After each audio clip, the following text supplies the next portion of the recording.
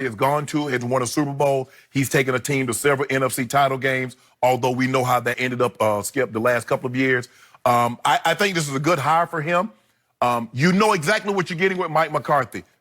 For a long time, he was thought of, Skip, as one of the better offensive minds in football until I guess he and Aaron ran their course. It seemed to become stagnant.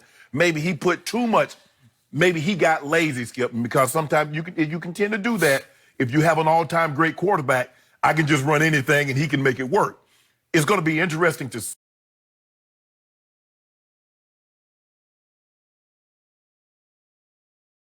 see. And it's another reason why he likes McCarthy, Skip. The power dynamic in Green Bay was, it was Ted Thompson, it was Mark Murphy. So he's used to not having a whole lot of control other than just coaching. Because we believe the way the power structure and the dynamic is set up in Dallas, it would be similar to what he had in Green Bay. Skip, I like this hire because Jerry's saying, I got a team that can get to the Super Bowl. I don't want a guy trying to figure this out. Head coaching, what do I need to do, yada, yada, yada. I don't need him figuring this out on my watch. So I like the hire of all the people, Marvin, I like Marvin. I know Marvin very, very well. But Marvin Lewis. Yep. You hear, Skip, that maybe he and Hugh was going to be a package deal. Hugh was going to be his offensive coordinator. Well, he insisted on it. That was the report. Right. That Marvin insisted Hugh be his offensive coordinator. And the other guy, Jeff Fisher, I don't know why you get with one guy, Skip, that was notorious for going 8-8. To hire the guy that's the king of the 8-8. He'd be the king. And he'd be one better. He's also the king of 7-9s, too. But that's neither here nor there. They went with McCarthy. I like the hire, Skip. No splash, which is not, Skip. Jared, a little splashy guy, you would think. But he said, you know what? Maybe this was Steven. Maybe said, Dad, Jerry, maybe we don't need to do splash. Maybe we need to get someone that's solid, that we believe that can take the team that we have assembled and get us to a Super Bowl. So... Skip. So, your reaction. I thought about Mike McCarthy all weekend. Huh. I thought too much about Mike McCarthy. And I concluded early this morning, because I knew we were going to have to discuss the possibility of Mike McCarthy, I just don't love it. I can't get excited about Mike McCarthy. I'm not saying it's bad because it's not bad. Right. It's just not great. Is he a dynamic leader? No. Again, I'm talking about in the wake of Jason Garrett, Coach Clapp. Is he a charismatic figure? Will he start a fire in my locker room? No, no, no. He's not that guy. He doesn't even cut a striking figure physically because he just looks like some guy who happens to be an NFL coach, right? Right. So what's going on here? I agree with your assessment. Jerry thinks they're right on the verge of winning. So he decided no Urban Meyers, no Lincoln Rileys. And again, I remain a big Urban Meyer guy.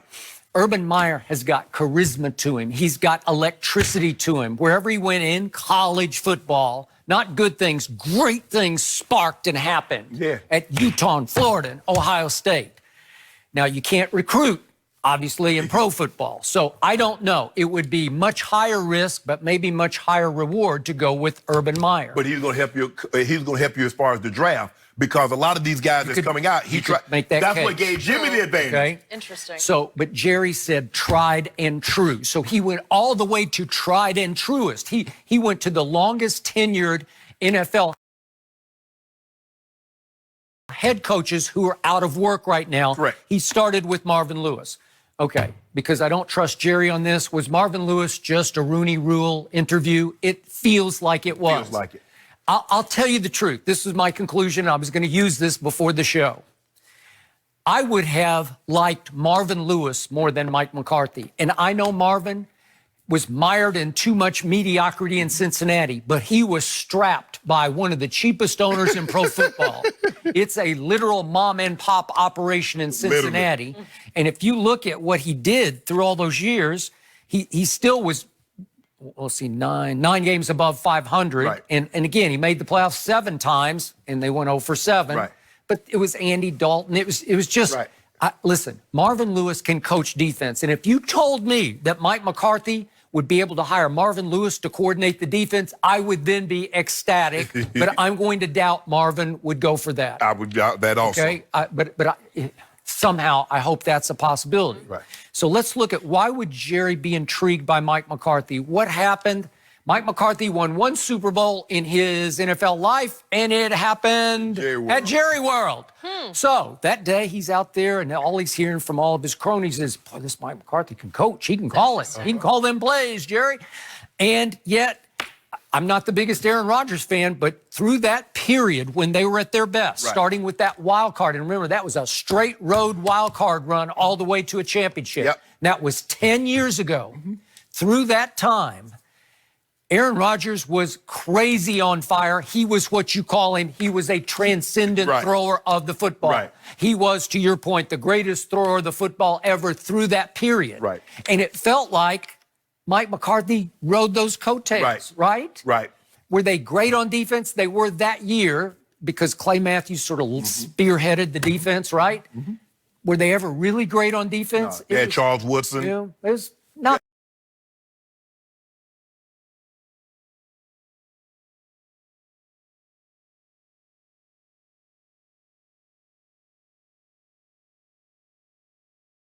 Bad, not bad, but was his calling card defense? Nope. He's an offensive guy. He's a play caller. Correct.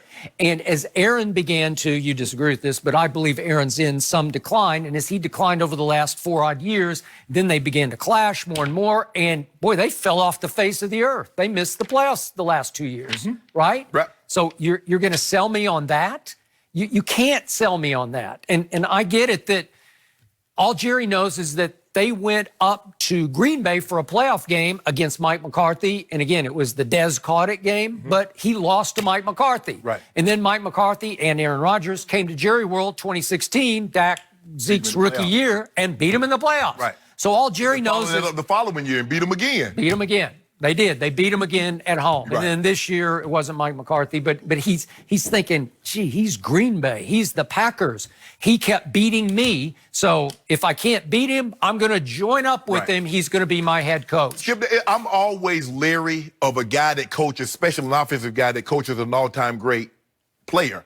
Because we've seen this. We've seen Josh McDaniels. When he goes to other places, he's not the same. We've watched Adam Gase. He's never been the same without Peyton Manning. It's going to be interesting to see how he looks without Aaron Rodgers, because those guys can, now we've seen guys that coach Brett Favre, Andy Reid has had great success. Even though he was a position coach, John Gruden, guys have had success. But it's going to be very interesting to see how good Mike McCarthy actually is, because you and I believe that Aaron Rodgers is a top-flight quarterback, whether he's declining or not. But during the period in which he coached it, he was top-flight. So it's going to be interesting to see Mike McCarthy, because I don't think people really is like, well, hell, I can call plays for Aaron Rodgers, and you get a lot of that. So we're going to see just how good Mike McCarthy is, and I agree with you. This is what Jerry wanted. Jerry's like, I got Zeke, I got yada yada. I'm going to bring – I say there's a 90+% chance he brings Amari back. Defense is under contract with the exception of Byron Jones. I need somebody that's coached a championship caliber team before, because they're ready.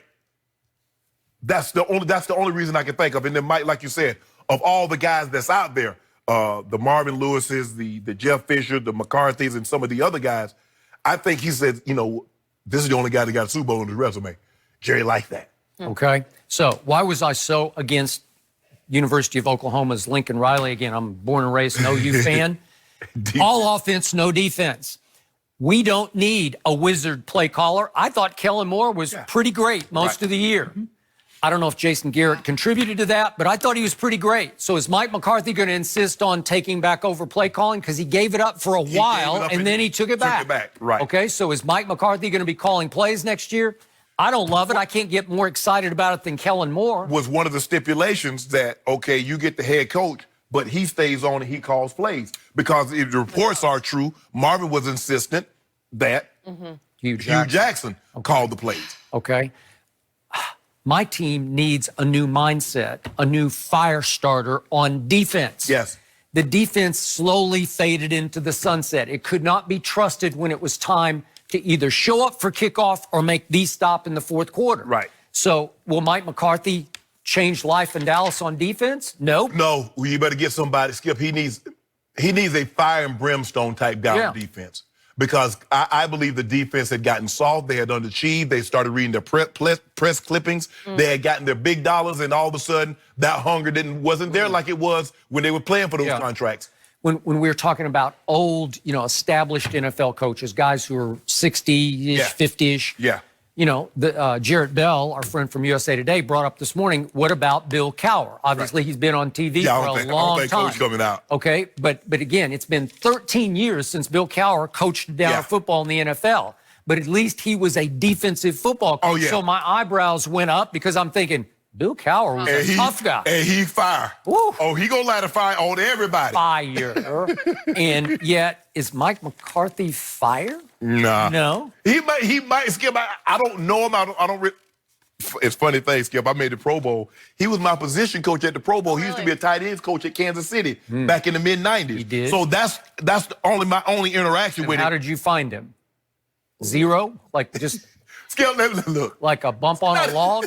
Skip, when you go to the Pro Bowl, you really tuning out everything. You ain't really paying no attention to nobody. You're not going to get coached. No, can imagine you had a great time. no. Right? No. Well, I had Coach Schuler one year. Coach Schuler was great, but I ain't really trying to listen. You weren't getting coached. No. So Jeff Fisher obviously was a possibility raised, and he's the king of 8-8. But the only thing that appealed to me about Jeff Fisher, at least he's a defensive football coach. Right. So I'm looking for defense, and you gave me, I don't know, maybe a little better Jason Garrett. Right. Maybe he's just a little better than Jason Garrett. That's about all I can give him. Wow. The thing I think about is Jerry remains the star. That's what jumps into my Thank mind. you. And Jerry's Jerry the star. got to be the star. He got to be. You're not. The star. You got the star on the helmet, and then you got the star that sits in the press and the owners.